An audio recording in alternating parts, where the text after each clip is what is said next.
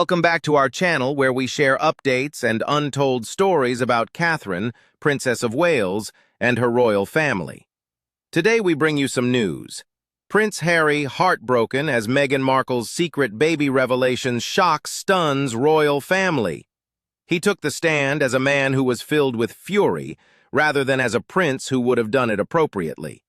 The testimony of Prince Harry, the Duke of Sussex, was presented in a courtroom in London that was distinguished by its solemnity and the intense level of concentration that prevailed there.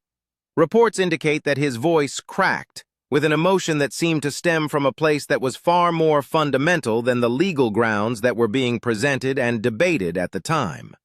With the intention of confronting the press, which he believes is to blame for the persecution of his mother and the pain of his wife, he traveled to that location. His purpose in being there was to fight against the press, at the same time that he was discussing how the British press had transformed Meghan Markle's life into a misery, a tale that was 5,000 miles away in the sun-drenched paradise of Montecito, California, was presenting a story that was dramatically different from what he was portraying.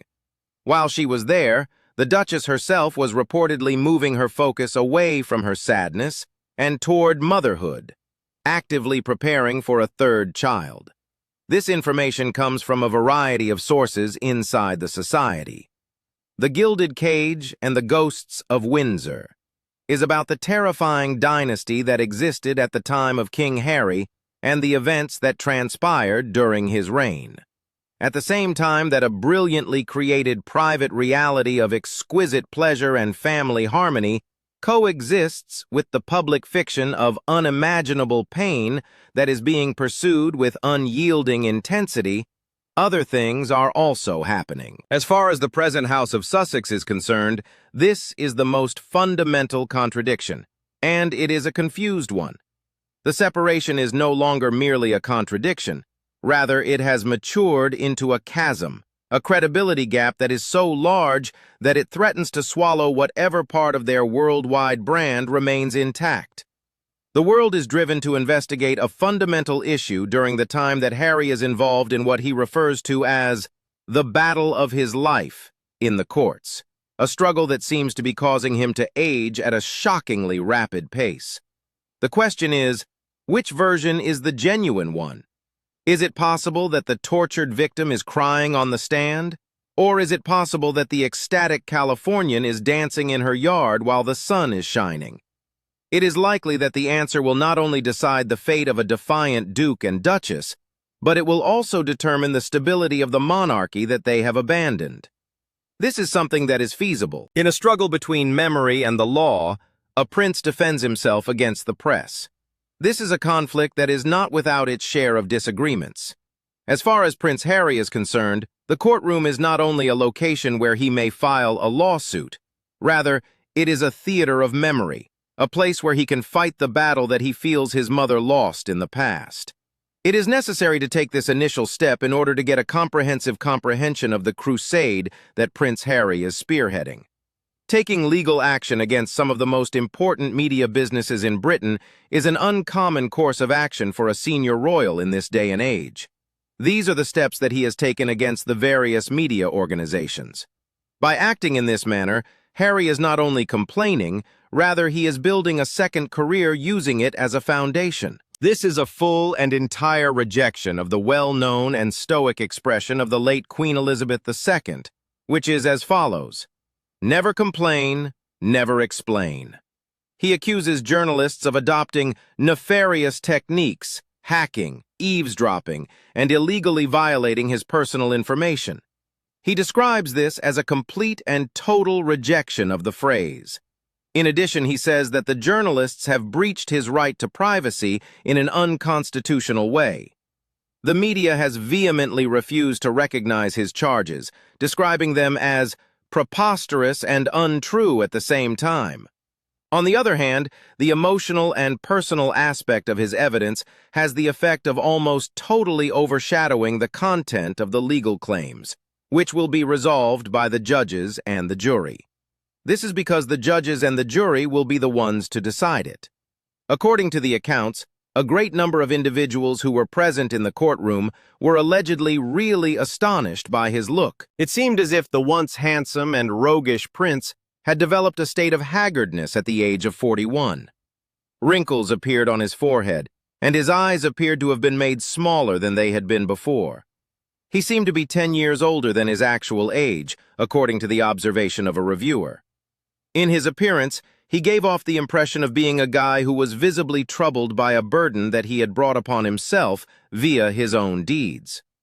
The progressive thinning of his distinctive ginger hair, which became increasingly obvious over the course of time, served as a physical and tactile metaphor for his decreasing positions in the royal rank hierarchy. It seemed as if he was resolute in his determination to fight it with the same frantic devotion that he had used to wage his war against the media, despite the fact that it was a futile attempt against a hereditary destiny that affected the men of Windsor. Every single individual has been able to recognize this change in their outer appearance from the very beginning of the process. In a keen comment, Tom Peake, a writer for the London Times, made the following statement on the irony. Most British individuals who relocated to California make their buddies envy when they return back for the weekend looking 10 years younger. Harry, on the other hand, has been successful in doing the reverse. Pundits and psychologists have provided a deeper and more frightening knowledge, and this finding delves into that deeper analysis. It is a deeper comprehension. There is a theory that argues that his outer aging is not the consequence of exposure to the sun in California, but rather of an inside state that is corrosive. This theory claims that his aging is not the effect of the sun in California. According to the well-known line from Star Wars, which was mentioned by Peake, fear leads to wrath. Hostility originates from the emotion of anger. Hatred is the root cause of people's suffering. It would seem that wrinkles are also present. The never-ending reiteration of earlier catastrophes, the everlasting state of grievance, and the interminable wrath are not sensations that are nutritious by any stretch of the imagination. They are acids that erode from the inside out, leaving their imprint on a person's face as they make their way out of the body. It was not the stance of a calm Californian that Harry displayed in court.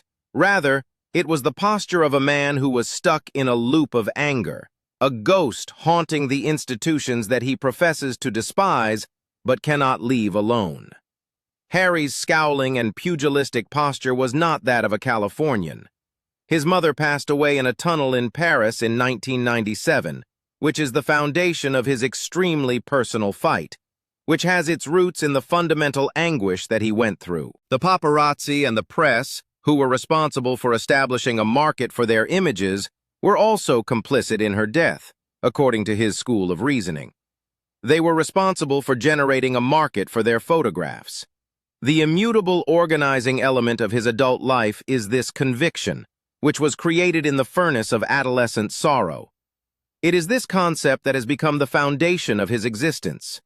Through the use of this lens, it is possible to investigate each and every bad headline and article that is associated with Meghan. The critique is not the only thing that it is. Rather, it is a forerunner to tragedy, a historical echo that he is obligated to prevent from taking place. Not only does this psychological framework shed light on a basic flaw, but it also gives an explanation for the viciousness of his attacks. As a result, this framework is quite helpful. He has constructed a scenario in which anything less than complete victory, the whole capitulation and reformation of the British press, feels like a personal failure and a betrayal of his mother's memory. His life's goal is to win a war, and he has created a setting in which he is built to achieve this goal.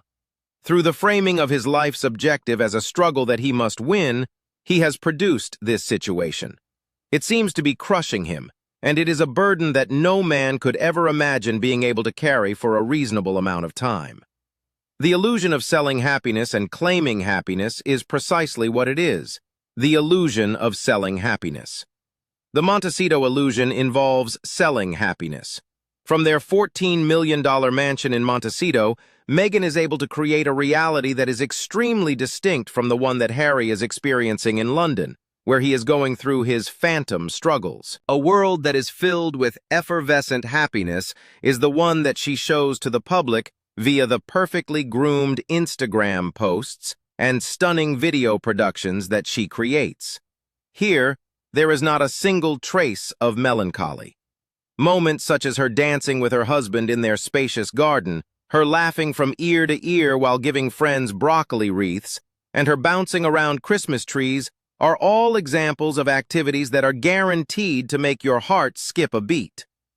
Despite the fact that Archie and Lilibet, the children, make frequent appearances, their faces are always expertly concealed. Within the context of a scene that depicts a lovely family life, they function as props. This manifestation of happiness is not only a question of personal taste, rather, it is an undertaking that belongs to the realm of commerce.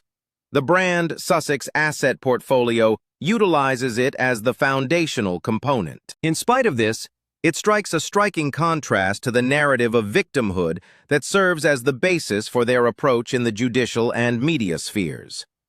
The nature of it is quite similar to that of schizophrenia. When Harry was testifying about the enormous anguish that his wife was going through, images of her seemingly happy life were flooding the same media sites that he was suing. Harry was really suing these media sources.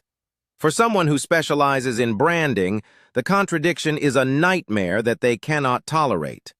The promotion of a lifestyle that is perfect in terms of Californian pleasure, while at the same time claiming to be the target of a campaign of suffering that is so severe that it requires there is a growing feeling among the general public that they are not ready to embrace both narratives at the same time. One of the commenters made the point that if a regular person were to make a claim for damages in court for emotional distress, the first thing that the opposing counsel would do is check the individual's social media accounts.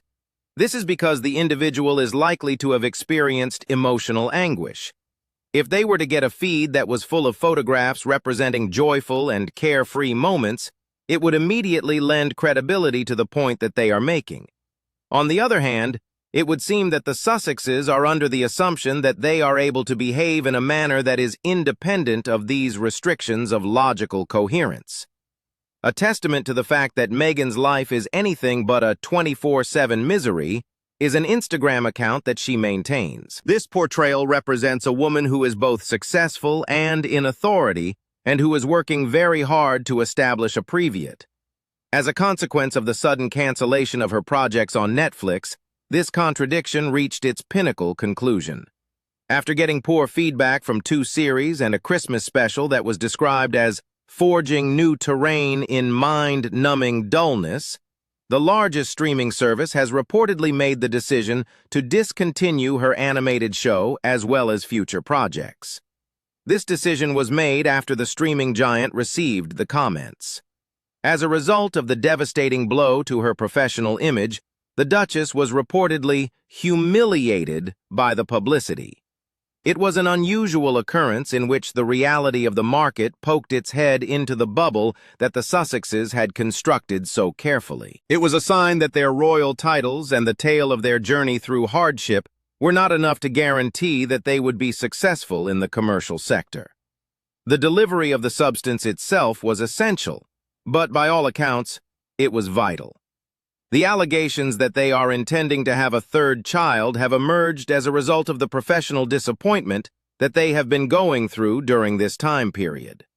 A number of newspapers, including Radar Online, have reported that people close to the couple have said that the Duchess is ready to blot out her anguish over her businesses by expanding the size of their family. Some of these publications have cited these sources. It is rather enlightening to consider this conduct from a psychological point of view. It is conceivable to see it as a strategic retreat from the public arena of commerce and media, where they have fought to establish their footing, and back to the private realm of family, which is more under their control. This is one interpretation of what it means. The birth of a new kid would result in an increase in the number of headlines that are positive and empathetic, which would shift attention away from businesses that are going through tough times and acrimonious legal challenges. Because of this, They would be able to recenter their brand on the undeniable roles of doting parents, which is a tale that is far more resonant and less contentious than the narrative of royal martyrs or global content creators. This is a classic example of public relations, PR, pivoting, which is a strategy that involves shifting the narrative in such a way that it is no longer favorable. The iron wall of the enterprise is an institution that is going through the motions of survival mode. This is the case when it comes to the corporation. It is possible that the reaction from the royal family themselves is the most important chapter in this ongoing scandal that has been going on for a long time. When Harry is in London, which is just a short distance away from the mansions that his family formerly inhabited, he is a person who is entirely alone. The institution into which he was born and the family that raised him have built an impenetrable wall of silence and isolation between them. This wall is indestructible. It is not only a question of personal animosity that is driving this, rather, it is a cold and determined policy by the institution that is responsible for this. It was noticeable that King Charles and Queen Camilla were absent from London for the most recent court sessions that Prince Harry attended. They took the deliberate choice to go to Scotland, which enabled them to create a distance of 500 miles, both literally and emotionally, between themselves and the prince, who was independent. In a similar fashion, Prince William and Princess Catherine, who are the Prince and Princess of Wales, were not available for public viewing. At this point, there is no need for any more explanation on this pattern of avoiding actions. It is common practice for the senior members of the royal family to avoid making public appearances whenever Prince Harry returns to the United Kingdom to defend himself in court. An act of institutional self-preservation, according to historians of the royal family and constitutional academics. This is what this is. One cannot have the sense that the monarchy is taking a stand or, more crucially, that it is legitimizing Harry's assault on the press.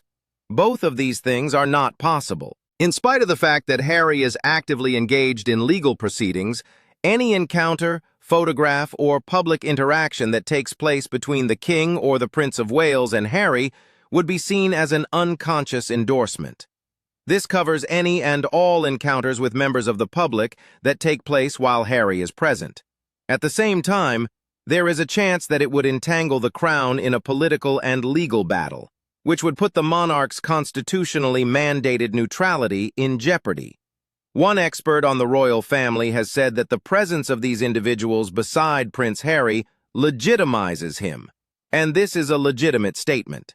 The utter and complete loss of trust inside the government, on the other hand, is a far deeper and more personal wound that lies underneath the fundamental necessity of the Constitution. His family has been the target of a continuous campaign of public criticism that Harry and Meghan have been spearheading for the last 5 years. This endeavor has resulted in the interview with Oprah Winfrey, the development of their documentary series on Netflix, and the publication of Harry's memoir, Spare, which is a book that tells everything. Over the course of his relationship with his family, he has made allegations of racism, maltreatment, and jealousy. In the public eye, he has revealed private conversations and portrayed his brother and stepmother in a manner that is not very positive. When it comes to the senior royals who are still living, the calculation is plain and uncompromising. They are unable to place their confidence in him, where I am. The fact that King Charles is regarded to be a soft-hearted person raises the chance that he may gently express his regret over the fact that he is no longer with his younger son. However, as king, it is not his role to be concerned with his personal feelings. Rather, it is his duty to ensure the safety of the crown. Within the context of the episode titled Spare, Queen Camilla was singled out for criticism that was much harsher than normal, and it was observed that she is far less forgiving than other individuals. She does not consider a distance of 500 miles to be one that is even close to being enough. The betrayal is, without a shadow of a doubt, the most crucial thing that has happened in relation to Prince William. Harry not only assaulted a sibling, but he also attacked his future, more particularly the company that William has committed his whole life to overseeing. This specific organization was the focus of Harry's assault. The quarrel that exists between the heir and the spare is no longer a disagreement between siblings. Rather, it is a structural fracture that is permanent and will always remain at the heart of the House of Windsor. This is because the heir is the one who will inherit the estate. The palace is filled with people who believe that Harry's supposed desire to return to the United Kingdom for part-time royal tasks is not a genuine offer of service, but rather a delusional fantasy, a fundamental misunderstanding of the damage he has created. This is a popular opinion inside the palace. In accordance with the logic of the palace, it is not feasible for you to start a fire in the house and then volunteer to help redecorate a single room in the house. Over the course of the play's final act, both an assault on the throne and a duke who is losing his power emerge victorious. As the legal battles continue to go on, and the family divide continues to expand into a permanent estrangement, the long-term trend for all parties is becoming painfully clear. This is going to be a difficult situation for everyone involved. Prince Harry has, for some reason, found himself engaged in a vicious circle of self-criticism on his own performance. When it comes to his dispute with the press, he believes that it is a conflict that he is unable to win, at least not in the way that he would want to win it. It is inevitable that there will be media businesses that outlast him. There will be no interruptions in the publishing of newspapers. "We shall all be dead and gone," stated one journalist in a way that was straightforward and free of misinterpretation. The papers will continue to be present even after that has occurred. He runs the risk of becoming insignificant, a once-loved prince reduced to a pariah, because he has made this struggle, which he cannot win, the major focus of his life. He is unable to win. In the instance of Meghan, the challenge was different, but it was not any less harsh than it was in other cases. One of her assets that is seeing a decline in value is the power that comes with her royal title. Due to the fact that it does not possess the institutional underpinning that the monarchy had, its worth falls with each passing year. It is not enough for her commercial initiatives to just have a title. They must also have ideas that are fascinating, have wide appeal, and have a brand identity that is consistent in order to be successful. The current strategy, which vacillates between the positions of aspirational lifestyle expert and indignant victim, has shown itself to be not just unstable, but also weak and unconvincing. This has become abundantly evident. Despite the fact that the Sussex brand is in dire need of a narrative that is consistent and long-lasting, it is not clear whether or not the brand is capable of generating such a tale. As a consequence of this, the monarchy is experiencing a significant and prolonged amount of damage. It is especially true that the assertions that the Sussexes have made have caused tremendous harm to their reputation, particularly among younger generations and viewers from all around the globe. The firm has emerged from the storm with some injuries, despite the fact that it has persevered through the storm. The drama that is still going on is a persistent and unpleasant distraction from the work that the current monarch and his successor are going to be undertaking. The continuation of a myth that portrays a family that is in disarray and engaged in conflict undermines the image of stability and continuity that is the monarchy's most valuable asset. The conclusion is that this is a tragedy in which there are no heroes, but just victims. However, there are victims.